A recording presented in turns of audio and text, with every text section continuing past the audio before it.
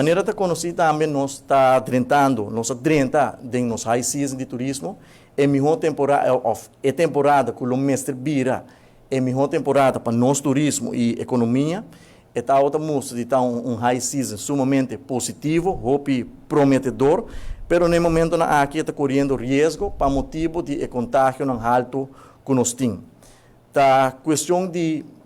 alguma hora ou algum dia que o CDC também cambia o nível de risco para Aruba, mirando quanto contágio tem no momento na aqui, então nós como governo praticamente não temos que tomar nenhuma medida, mas o mercado mesmo toma a medida na aqui para nós e nós está correndo o risco que nós por perder high season que está mostra de estar hope positivo. Tá pensando necessário para nós por atualizar, tomar medida, reduzir o contágio na aqui para assina nós por seguir nosso processo de recuperação e high season que recentemente a comissão que está outra mostra assina prometedor e acaba nossa nota que tem algum sem cancelação. Nossa nota também que o load factor de avião está barrando de 75%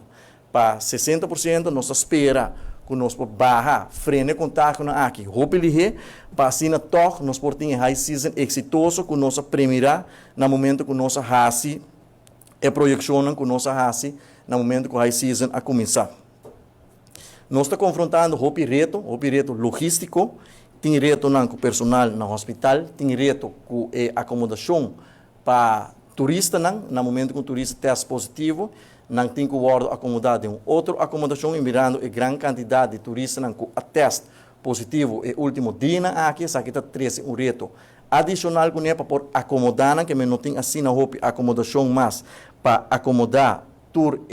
turista que mentura aqui não reto não logístico que nós temos que deal com para motivo de contágio alto e também também está necessário para nós por a introduzir a medida aqui para ter um câmbio, para assim frena a grande quantidade de casos que tem no momento aqui para nós por manejar isso aqui da melhor forma possível e surpassar o pico que nós está atendendo com no momento aqui.